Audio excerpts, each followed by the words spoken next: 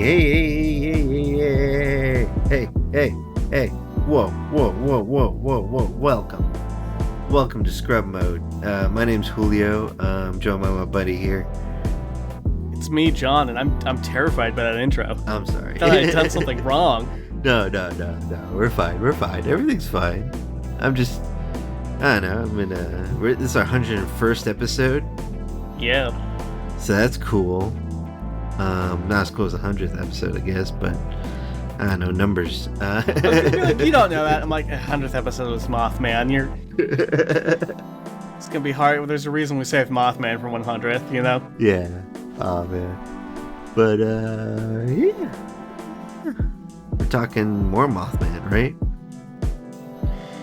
Yes, we are. We're doing part 2 of the Mothman story, where we're going to talk about some of the other...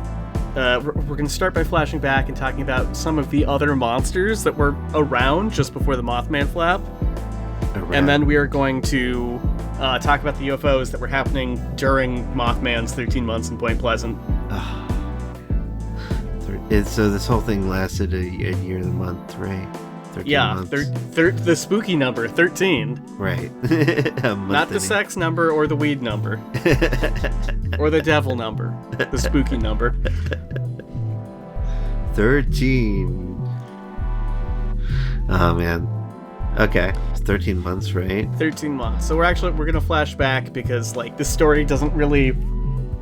It's not super relevant to the Mothman story. It takes place basically a decade earlier. But we're talking about another West Virginian monster, and quite frankly, I ship them. They're my OTP, and there's just not enough here for a full episode, so we're going to throw it in here. Okay. Alright, have you ever heard of the Flatwoods monster, Julio? The Flatwoods, but it sounds familiar. How about Braxy? Braxy. Nah. Braxton County monster? I don't think so, no. The 3-meter monster. The 3 meter? Hey, whoa. Yeah. What are we measuring here? Alright, then I'm going to do... This isn't in the script, I just had a thought. I'm going to do an experiment. Do you recognize this? Okay. Do you recognize this spooky image? It's taking me a little too long to do this. Bam. Oh, it didn't copy. Boom. This is great Boom. audio.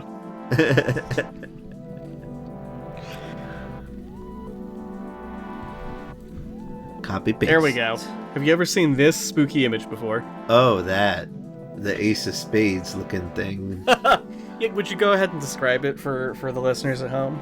It appears to be some kind of weird alien monster. I'm getting alien nun for some reason. Yeah. It's like it's got a pointed head, like a upside down radish or something. Yeah. And it's got very circular head within it. Eyes, some claws, looks like. Yep. It's hard to describe, but it's and a trendy skirt, I'd say. Yeah. That's why I remember said nun. I get nun vibes. I can see nun vibes, especially from the black and white picture. Yeah. So this is a monster that is not very well talked about because it only shows up a couple times, but it has a weirdly outsized like pop culture impact, especially in Japan of all places. Interesting, really. Yeah. So this is part of the Mothman story. So even though it takes place earlier, we're flashing back to 1952. Oh, okay. In not Point Pleasant, but nearby. Well, middle of the state, so not nearby, but in Braxton County, still in West Virginia. Mm-hmm. So it is 7:15 p.m., September the 12th, and Edward May and Freddie May, along with their friends, they were twin brothers, along with their friends Neil Nunley and Tommy Heyer, they were all playing on the lawn of the Flatwoods Elementary School. Real Goonies vibes. Yeah. Man. When they saw a bright flash of light in the sky above them.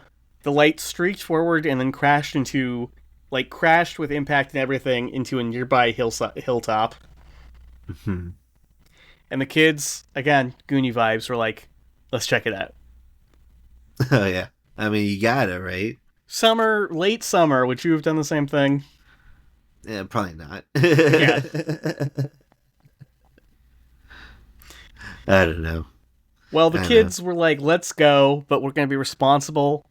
Mom's on Hmm. the way home. We're going to tell mom we're going to go check out whatever the fuck that was. Yeah. So all the four boys ran off, and indeed, they stopped and told their mother, well, the twins' mother, Kathleen May. Kathleen May, and I don't know what possessed this woman to do this. I don't know. I would have called the police, but she's like, okay, let me get the dog. The dog's name was Richie. Okay. Let me also call my cousin Eugene Lemon, who is a National Guardsman. Hmm. And they all set off for the G. Bailey Fisher farm to go find out what they had seen. Oh boy. And indeed, when they reached the top of the hill, Nunley saw a pulsing red light. Lemon said he aimed his flashlight in that direction and momentarily saw a tall, quote, man-like figure with a round red face surrounded by a pointed, hood-like shape, which is the famous, as you describe it, upside-down radish, ace of spades kind of deal. I see. Okay, so they saw this thing. Yeah, they saw this thing. It was floating. It was green or black for most of it, except for the face, which was red, and the eyes, which were yellow. Mm-hmm. It was 3 meters tall, hence the Japanese name for it. Okay. And as it was flying around, it was either emitting or floating through a strange, sickening mist. Hmm. And when it saw the witnesses, it hissed and glided directly towards them. And they were like, fuck that, Fear check failed, and they ran. I can't blame them. I guess this thing. You happen upon a Lovecraftian thing in the woods. What do you do? Yeah, especially in one of the most rural places. Yeah. Like in the eastern United States at the time. Right. Like I guess like as a child, I'm like looking at my mom and the National Guardsmen, and if those guys run, Yeah, you run. yeah, I'm not sticking around. Oh man. I would not have brought the dog. Yeah, I wouldn't bring the dog. Why you bring the dog? I guess it's a farm dog. What's the dog gonna do? Is it like a guard dog? I've not found any description of like what breed the dog is. I assume it's a farm dog because they live on a farm. Okay, big dog probably. Hopefully a big dog, yeah. Yeah. Okay, what happens to the dog? In some stories the dog dies, but that is apparently mostly media fluff. But everyone did get really sick, and they think from whatever weird gas was floating around from the crash site or from the monster. I see. Symptoms included throat irritation, vomiting, and nausea, which all persisted for days. That's okay. That's weird. To make it weirder still, people note that this is the clear signs of mustard gas exposure. I feel like nausea, vomiting, and throat irritation is like you can get that from resin and stuff like too. I feel like that's not unique to mustard gas. Okay. Like that's how I feel if I get come into contact with a cat, I Like, see. but all the stories are like, hey, that's weirdly similar to mustard gas, minus the, dying. I guess so, yeah. What do you think? I don't know. It's weird everybody got sick, I guess. Yeah. And no explanation to the sickness. I guess what year was it? 1950s? Doctors are way different. 1952, pretty early in the 50s. I see. So the dog's probably dead by now. yeah. So according to Gray Barker, who is like John Keel's friend, he's come up in the Mothman story a couple of times. Investigate a lot of stuff in the West Virginia area. He's also a little bit of a hoaxer. A huckster, you say? A hoaxer. He would make up stories if there weren't any good stories. A hoaxer, you say? I'm trying to remain not skeptical for the fun of it, but every episode the cracks will compile. But yes, according to Barker, who wrote extensively on this account, a Braxton Democrat by the name of Lee Stewart Jr. went to investigate the area and discovered skid marks in the nearby field and a quote-unquote odd gummy deposit. Odd gummy deposit. Odd, yeah, your guess is as good as mine. Huh. Rubber? Sounds like rubber. Tree sap? Tree sap, maybe. UFO poop?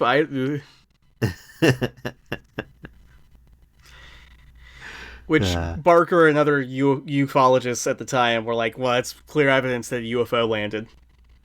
I see. Okay. Okay. But that's not the end of Braxy. She's not just a single-use cryptid. She appeared at least one more time during a road crossing. People said she floated out of the woods. She didn't appear to have the hood this time and had a reptilian face. Left scratch marks on the top of the car. Scratch marks. Are there pictures of said no, of scratch course marks? Not. Of course not. That image I showed you is like a sketch from one of the witnesses, though, which is pretty dope. I see. That's cool. I think it's why this creature has so much staying power. The story's not all that special, but like, man, that drawing is real spooky. It's pretty spooky. Even the reminds me of something I've seen before. Well, yeah, I'll bring it back there and say like this monster's in a lot of video games. It got oddly popular in Japan. Wow. It was one of the first popular UMA, which is the Japanese word for cryptid. It stands for unidentified mystery animal. Oh. So that's what they call them in Japan. Yeah, that's what they call them in Japan. UMA. There's been a lot of Sofubi. It's like my Sofubi holy grail to like get the Sofubi of the Flatwoods monster. But like I like they're a popular enemy in a lot of games. I believe they show up in Persona. I know for a fact they show up in Majora's Mask. Like it's a really It looks like a little Zelda villain. yeah. Here, let me Majora's Mask? I don't remember them being in that. They're part of the Lon Lon Farm thing. Funnily, they try to steal the cows from Lon Lon Farm. Oh, okay. Here you go. Oh, wow. Oh. I see. Wow. Yeah, it's way more video gamey looking. Yeah. There's a good compilation somewhere out there. Yeah. Of like all the times it's somewhere on YouTube. I'll stick it in the show notes. Sure. But like of all the times the Flatwoods monsters showed up in video games, like it's quite popular. That's funny. But that is unfortunately Braxy. Oh, there's a new one. She's in the Ghostbusters video game. That's wild. Wow, for real? Yeah, for real. I gotta see this. It's the Ghostbusters Pokemon Go game. Here, I'll drop it in chat.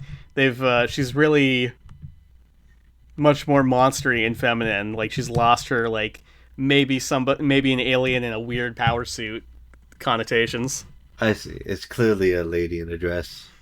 Yeah, or like a squid lady. She has a bunch of legs and a little maid suit. This is not a little squid lady. Yeah, she's got like little claws. Yeah, the claws remain consistent. Yeah. I'd see that she has a crit damage of 75%, and I have no idea what that means, but I'm going to hope that's good. In this screenshot, she's an A heroic tier monster ghost. I see. Okay. But that's not the... So, like, do you know who David Horvath is? Sounds familiar. He's the Ugly Doll guy. He's the guy who made the Ugly Doll? Yeah. It's kind of brilliant. He is. I actually really like his designs on the Ugly Dolls. But speaking of Holy Grails, and perhaps starting my idea of shipping them, these are now like $100. I remember walking through the Universal City Walk and passing up on buying one of these for $15. But he did make a little vinyl playset of Flatwoods Monster and Mothman. That's cool. So maybe that's why I ship them to this day, is two red-eyed West Virginian cryptids. That's cute. Yeah, I really like that. Yeah.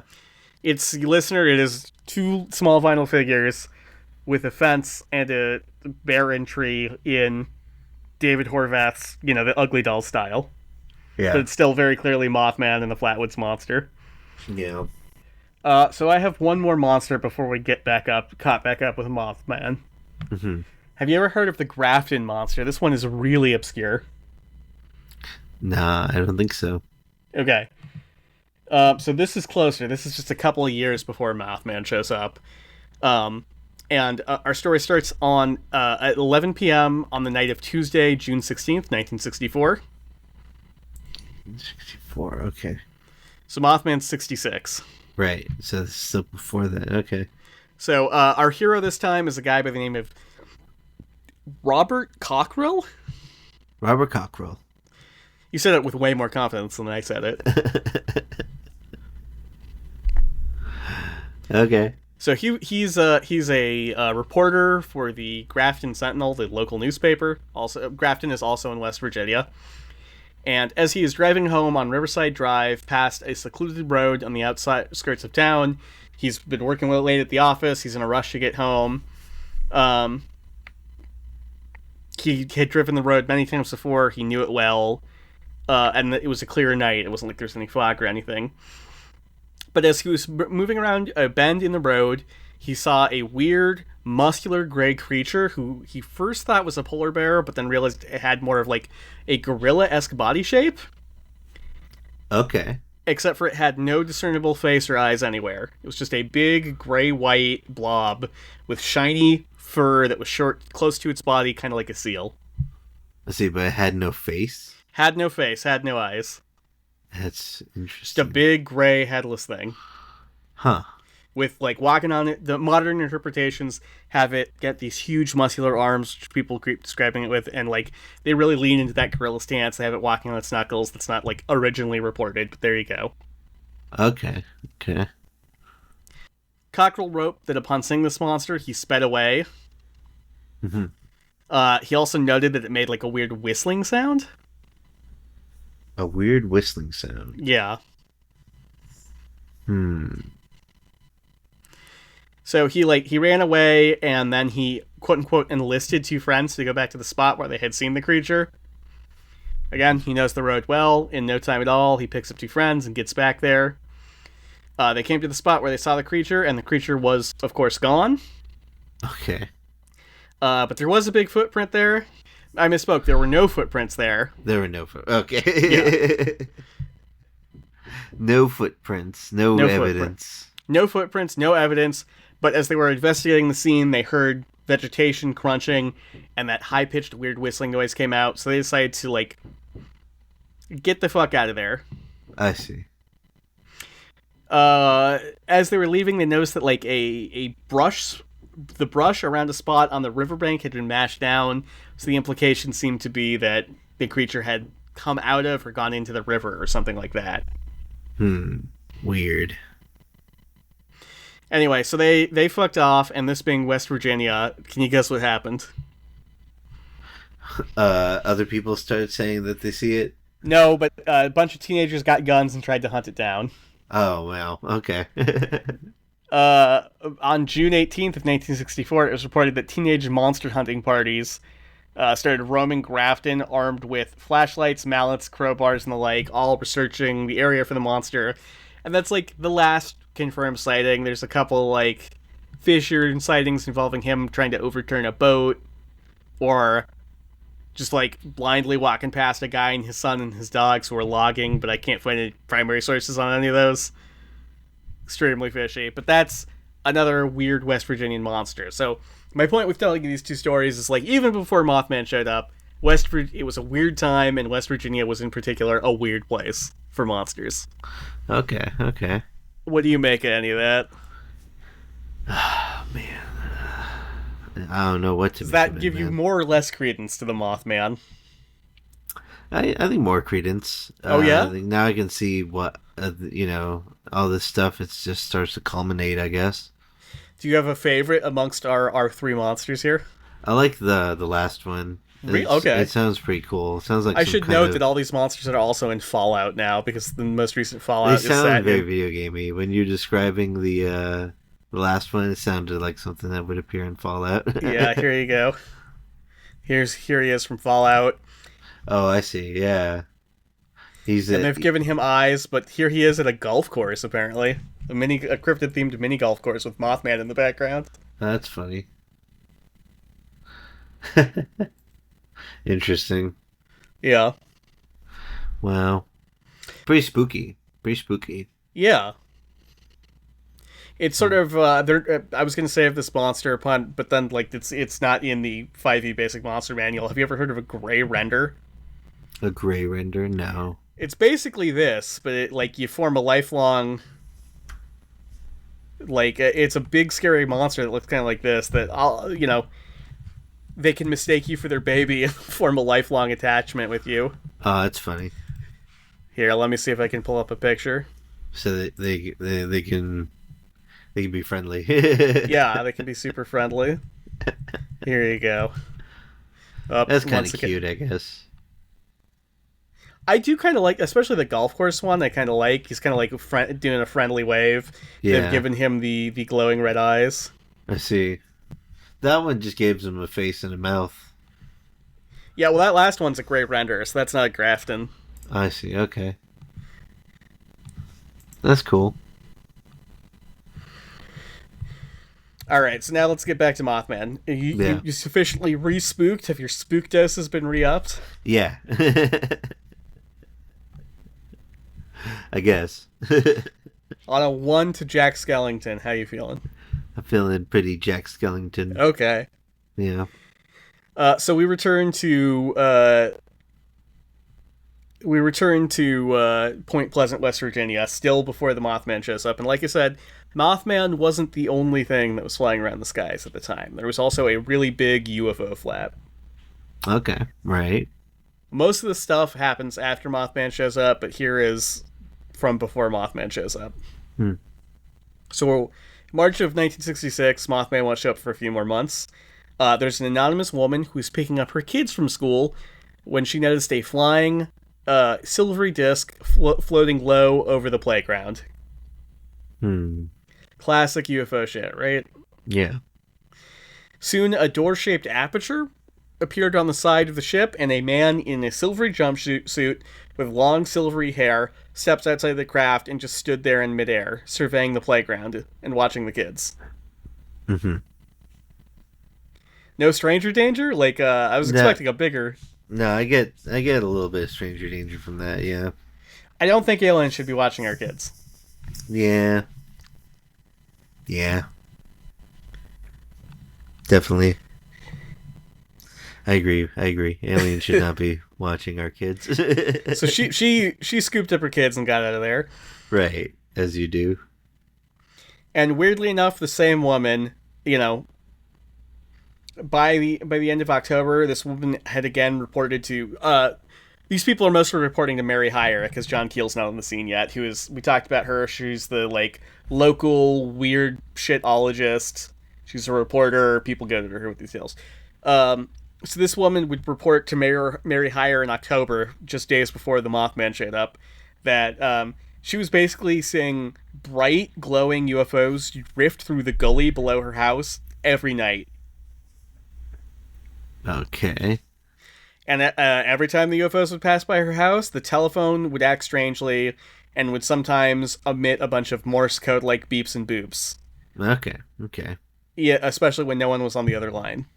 I see. Okay. So it's got some kind of electric interference, I guess? Yeah, it's a pretty common UFO trait. It reminds me, too, of, which one of the haunted ranches were we doing where the UFOs got real close to the house and fucked with the telephone? I think it was the Rocky Mountain Ranch. Where that just, Rocky Mountain Ranch, yeah. Happened all the time. Yeah. Yeah. I wonder what the connection is. I mean... Because these are hard lines. This is before cell phones, Yeah. Hard to explain. EMP waves? Maybe it's the Russians. Yeah. It could be. Yeah. Who knows? Yeah, I guess it's just EMP stuff. We'll get to it in part 3, but John Keel thought these things, because he thought they were all extraterrestrials, were coming from, an electromagnetic spectrum higher than we could see, so maybe this is an effect of them lowering their electromagnetic stuff to something we can see, and that fucks with their electronics. That would make sense. I'm not an electrical engineer, but I just said electromagnetic a bunch in both cases, so maybe one electromagnetic thing can affect another. I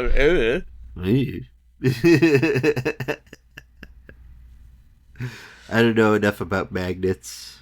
Me neither. In the immortal words of Shaggy Too Dope and I cannot remember the other ICP guy's name. I'm so sorry. I'm sorry, other ICP guy. You can Google it real quick. I have to Google it. I again, we respect, like I said, we respect Our Juggalo listeners. our Juggalo listeners. ICP guys. ICP members. Violent J. Violent J, thank you. Violent J and Shaggy 2 Dope. In their immortal words, fucking magnets, how do they work? Yeah. And they don't want to talk to a scientist. Yeah. But yeah. Oh boy, you should read the Ron Johnson interview after that song came out. It's heartbreaking. Yeah. They're just like, look, man, we got made fun of. All we wanted to point out was that the world is full of a bunch of little beautiful things. Yeah. People thought we were idiots. Yeah. But it was very stressful for them. Anyway, maybe it's John Ronson, not Ron Johnson. Different, but very different guy. Anyway, on November 2nd, so we are like days before Mothman. A man rushed into Mary's Hire's office and was like, "Hello, I'd like to report a UFO." Okay, so he just reports He ran into the office. He's like, "Me and my buddy were traveling on the interstate near Parkersburg, West Virginia, when a dark, elongated object appeared in the sky and slowly descended in front of the car." Elongated object? Was it the silver cigar again that we talked about? Yeah, the kerosene lamp of Indrid Cold, who also shows up right around this time. Yeah. In the same place, maybe. Could it be that guy? Is it that guy? Well, listen on, because the men stopped the car and watched as a normal but tanned man, which fit Indrid Cold's description, in a black coat exited the craft. He kept his arms folded so that witnesses never saw his hands, and when he approached, he never stopped grinning throughout the whole incident, which is another Indrid Cold thing. So is this Indrid Cold? Is he two-timing our guy Woody? Could he? Could he be? Is he a floozy? Is he not true? I wouldn't be surprised. I wouldn't be surprised. Anyway, this definitely not Indrid Cold approached these guys, and he just proceeded to ask them a bunch of normal questions, including who they were, where they were from, and where they were going. They answered all his questions, and then without saying goodbye, he just got back into his spaceship and left. Which seems rude. Seems rude to me.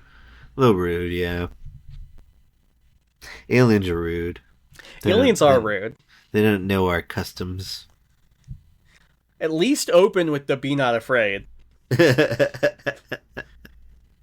know what I'm saying? Yeah. Maybe this was a practice run for Woody. Maybe. And this is like more of the Men in Black thing, but eventually a quote-unquote scientist would arrive and convince the men to forget everything they had seen that day. So, classic Men in Black stuff, except for he was a scientist. He was a known scientist? No, he had a lab coat. They were just like, a scientist came and said he was from the government and told us to forget everything we'd seen that night. Forget everything you've seen here. I'm from the government. And it was the 60s, so people were like, okay. Wow. I don't know how much of that I buy. Yeah. Apparently the whole event spooked the men pretty badly, and they both had insomnia and horrible nightmares for months afterward. No, great. Good. Good? Okay. No. I don't know. I was like, that's harsh. I don't know why I said that. Oh, man.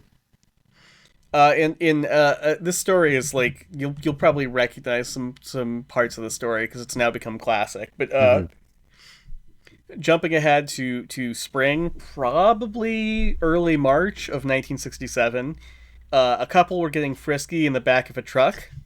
Okay, good for them. On an abandoned road in Point Pleasant, West Virginia. Right. When around 10:30 p.m., a bright ball of light blinded them. Oh, wow. They assumed it was the cops, because, cops be like, easy ticket, or get out of here. Yeah. Or they're just dang freaks, I will not defend cops.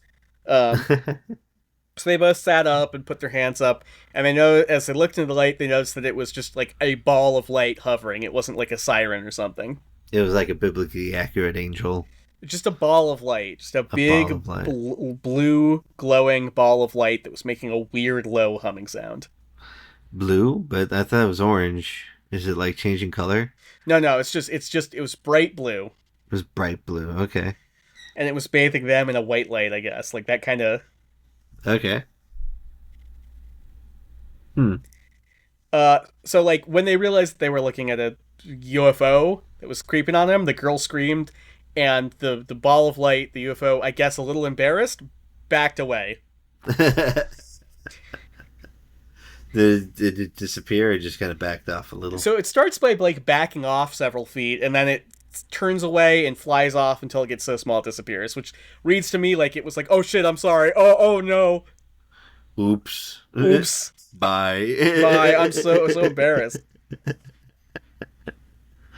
Oh man. But that's not the end of the story.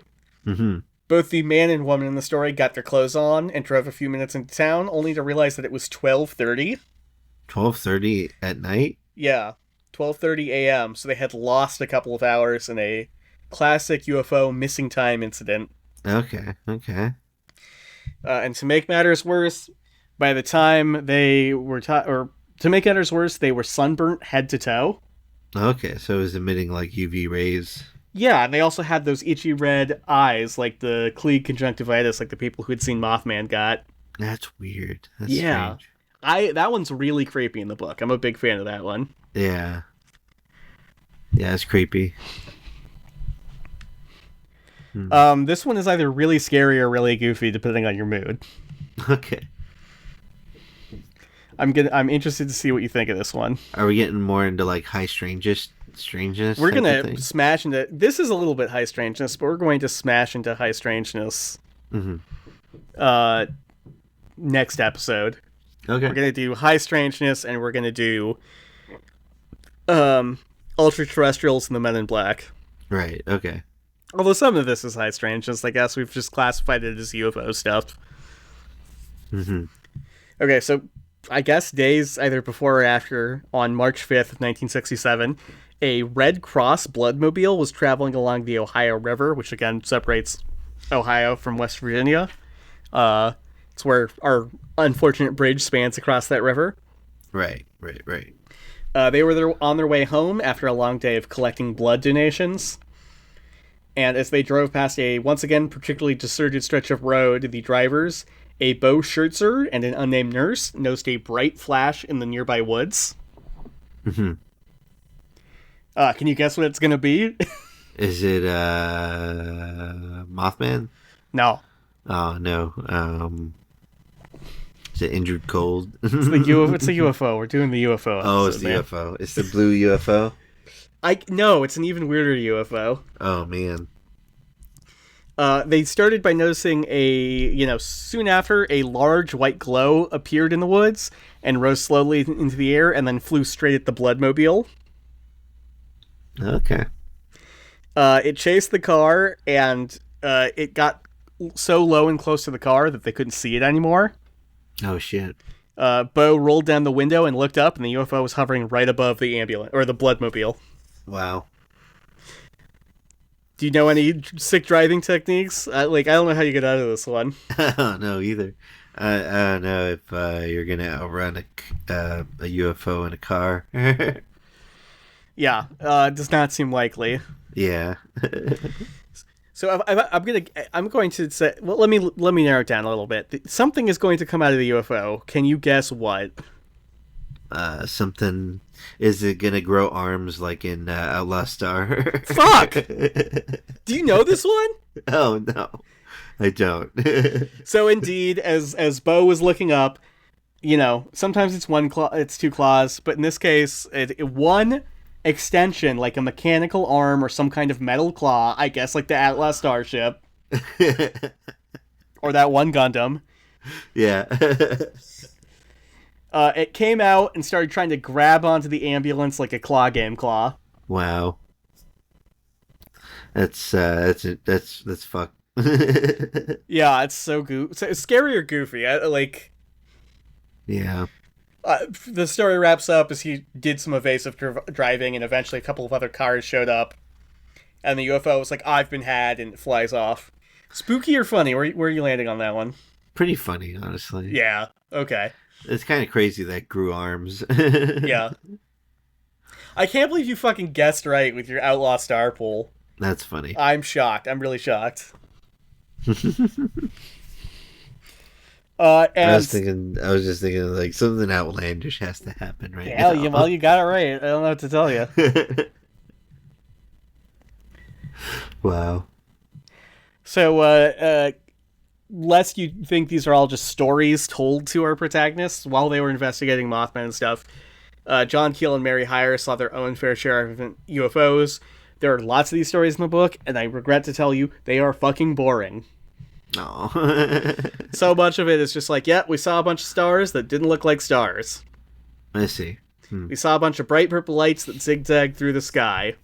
There is one story of John Keel and Mary Hyre, like, waiting on a hilltop watching UFOs. In the car next to them, there are a bunch of 16-year-olds who are also just hanging out and waiting for the UFOs to show up. I see. Which is, like, there's something kind of sweet about that. I don't know. It's nice. Something bring the community together and come out, look at the sky. Yeah. Like, I'm sure all that shit would be really exciting if it happened to you in person, but, like, in a book, to follow up, I was chased by the Outlaw Star UFO. Like, it's not, it's just... Yeah. That's kind of crazy. It's just not going to hold up very well. So here's the best one of their sightings. So, like, one night, they're hanging out, and like usual, they see the UFOs, and John Keel gets an idea. He whips out a flashlight, and in Morse code, he blinks it on and off, and spells out descend. Okay. So one of those purple amorphous glowing blobs of light UFOs sees this, and starts descending in a way that made it look like it was, quote-unquote, going downstairs. That's weird. Reminds me of, like, an uncle doing that bit, you know? Yeah. Where they're going behind the couch and they're pretending they're going downstairs. Right. Sometimes John Keel describes it as a falling leaf pattern, which is now often associated with UFOs, where, you know, sort of swiveling side from side, which seems... He does that in the same breath as he says it looks like it's going downstairs. Those are two completely different fucking motions in my mind. I don't know about you. One's like... This is great radio. I'm making hand signs into the tiny camera. And the other's like this. I see. Zigzags versus, you know, the geometric left, right of going downstairs. Right. Right.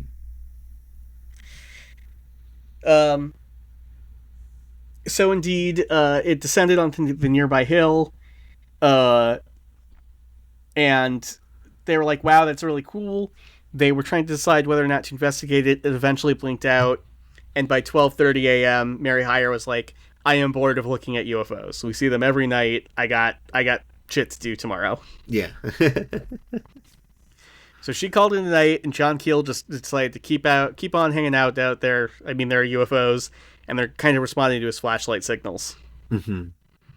I guess, like, I think there's to take a half step back. I guess it's an interesting implication that it responded to him flashing descend in Morse code, you know? Mm-hmm. I don't know Morse code. How come these aliens know Morse code? Yeah, why would the aliens know Morse code? Yeah, right? Why? Yeah, unless they're not aliens, they're like people. Yeah. Well, that's an interesting thing, because, like, you know, some people are like, well, maybe they're people from the future or different dimensions or something. Maybe drones, but yeah. I mean, they don't. That's the big thing with UFOs, and people are always like, they don't move like they move in a way that they couldn't if there was a pilot inside. But like drones move like that all the time. We now know. Yeah, it was time traveling drones. That's what I think Lou Elizondo wants you to believe, but we'll. Oh, really? That's a different story. What a fuck ass. He's actually really just don't say us, but I don't care for his interpretation of UFOs, and I think he is, you know, as I've said in the past, he was an Air Force intelligence officer, which means his job was to lie to people, so I don't know why everyone trusts him now to tell the truth about UFOs, when his job was literally to lie to people. Anyway, so yeah, Mary calls in the night, John's hanging out there, and about an hour after Mary dips, so I guess 1:30 a.m., a brightly colored light descends low to John's car and stops parallel with it on top of the hill. Mm-hmm. It was apparently close enough that John Keel said he could see portholes on the side. Portholes? Yeah, like implying that there's like people in there or something, that it's not a drone, I guess. Right. Okay. And it was flashing all sorts of brilliant colors. And, you know, how do all these stories end? The next morning, John Keel's eyes were swollen shut. Wow. Inflamed like all the other witnesses. Strange. I really like the physical aspect of this. I think it makes it... I was trying to hammer home in the first episode. Looking at these things somehow changes your... Looking at these things or being noticed by these things physically and, like, magically changes your life for the worse. And I think that's, like, a good cosmic horror thing. I think that's great. Yeah. Yeah. It's strange. Yeah. So for our last UFO story, because otherwise everyone will just be like, guy saw purple light, guy saw purple light, guy saw two purple lights. Okay. Where do all fucking high strangeness UFO stories go? What location? Like on a street corner. That's a good guess, but no, a ranch. We have a secret spooky ranch. A ranch, I see. So this is the ranch of Miss Bryant. So she lives in Gallipolis, which is again just on the other side of the river from Point Pleasant. Lots of people from Gallipolis die on that bridge too. And as early as 1963, but maybe 1964, she began to have trouble with cattle rustlers. Okay. She multiple times she caught people butchering cows in her fields. And butchering them in strange ways, in ways that we'd now call animal mutilation. Right. And to make the act even more frustrating, like I said, she'd run out there with shotguns, and several times she caught them. And the way she described them is that these weren't chupacabras, these weren't aliens, these weren't Bigfoots. These were men. These were tall, thin men in white coveralls. The only thing strange about them, other than the fact that they were all tall and all thin, is that when she'd go chasing them down with shotguns, they could jump her tall fences in a single bound. Wow. That's spooky. A bunch of Slendermen out there. Yeah. A bunch of proto-Slendermen stealing your cow's udders and buttholes. Eesh. And it happens enough times that you're like, oh, son, hang tight. I gotta go get me the shotgun. I gotta go scare the Slenderman away from our cow's buttholes tonight. Oh, man. It's fucked up, man. It is. I'm surprised. I've read so much spooky ranch lore. I don't know why. Skinwalker. Yeah. You know, there's so many spooky ranches. I've never heard of this one, and it's in the Mothman book. No one ever mentions this one. Yeah, it's crazy. Of course, this is a spooky ranch, so that's not all. Mm-hmm. There's a story I am going to skip over because it's definitely sleep paralysis. Okay. Basically, she wakes up paralyzed in bed and hears someone walking around through her house. That's sleep paralysis. Pretty classic sleep paralysis. Yeah.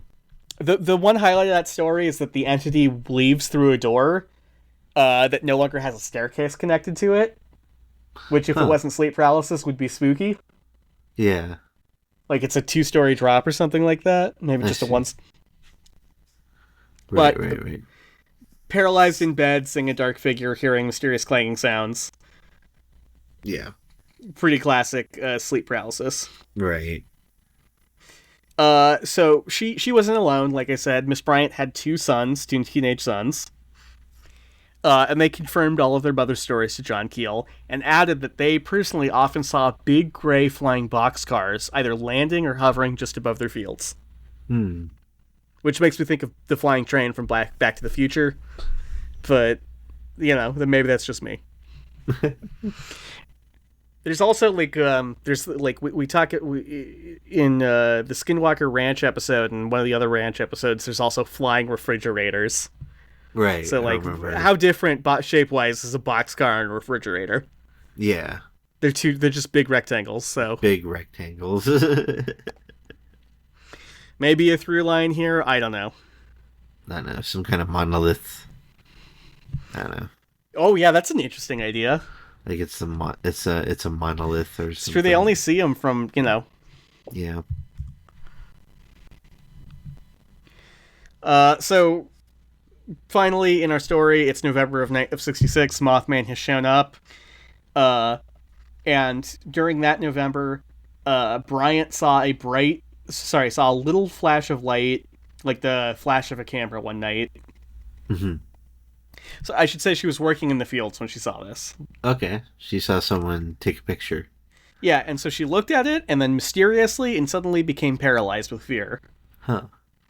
And a moment later, a huge gray silent cylinder floated through the sky and then landed just 20 feet from her. Hmm. This is why you gotta work on your will saves. You don't want to be trapped when the big gray cylinder lands Yeah. vertically 20 feet from you. You want a head start. Yeah.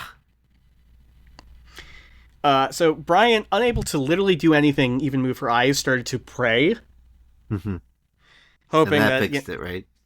Well, in most of these stories it does, but not here. Oh no. Indeed, the praying didn't help, and she watched as two men, another door opened on the object, and two men stepped outside. Were they slender? Were they tall? They and were slender? slender. It was dark. They weren't like Slenderman slender, like the white suited guys. Hmm. But it was 7 p.m. She said, so she couldn't quite get a good look at their facial features. But they were wearing dark coveralls this time, and they had pointy noses and pointy cheekbones and pointy faces. Hmm. Pointy faces. Yeah. So for some reason, her first thought is, "I'm gonna get mugged."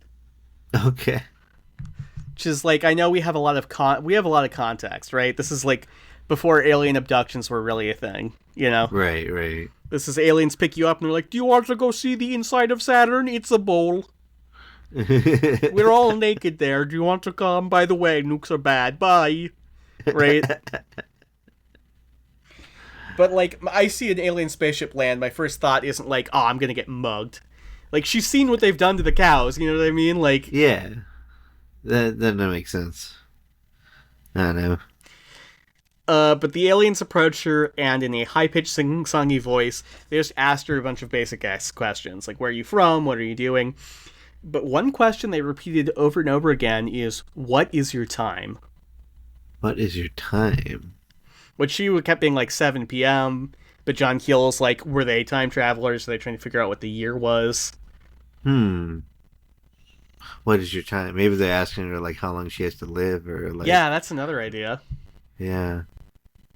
What is your time? What is your time? It's sing-songy, so it's like, what is your time? What is your time? That was better. I should leave the voice acting to you.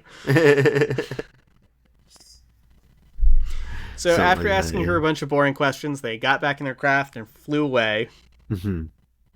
But spookily, a few Did her days. eyes swell up? No, her eyes did not swell up. I see. Okay. But one day, not long afterwards, she was just walking down the street in downtown Gallipolis, running some errands or something, when she saw the men again with their distinctly pointy faces, pointy ears, and pointy cheekbones. This time, they were not wearing their dark coveralls, but normal, everyday suits. They smiled, nodded at her, and they just continued on her business, and she freaked the fuck out. So there's a couple of elves, basically. Yeah, maybe. Like a couple of, you said pointed ears. I thought, oh, okay. Pointed ears, pointed noses. They remind me of the what's the game with the really ugly elves? Are you thinking like Skyrim? Yeah, probably it's like I don't know if I'm The thinking Elder of Skyrim Scrolls. or Elder Morrowind, Scrolls. but one of Elder the Scrolls. Bethesda fantasy Yeah. games for sure. Yeah, yeah. Where you're just like, ew. They're very ugly elves. I'm just gonna Google it real quick. Yeah, I'm absolutely thinking of the Morrowind elves. It's the Morrowind elves, yeah. Yeah, look at that shit. Ugh. Yeah. They're more like goblins, honestly. Yeah, especially the dark elves. Yeah. Yeah. But yeah, that's the UFOs. Like I said, there are a bunch of other like little ones, but there's not much of a punch to those stories, and I would get bored from just telling you like 3 people were driving, they saw a purple light in the sky over and over again. But there were so many UFOs, people were like literally flooding into Mary Hyre's office to tell her about all the UFOs they saw. Mm-hmm. And so now we've covered the monsters, including the Mothman himself. We've covered the UFOs. In part 3, it's going to get really weird. We're going to cover the Men in Black and the people who claim to know the future and weird incidents like the Night of the Bleeding Ear. The Night of the Bleeding Ear? The Night of the Bleeding Ear, as John Keel calls it. I don't like that. I don't like the sound of that.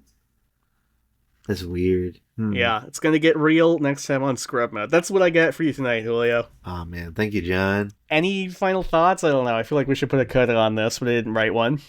What's your takeaway, I guess? My takeaway is, like, things were weird back in the day. Fair enough. And back when there was no internet, we weren't all constantly connected.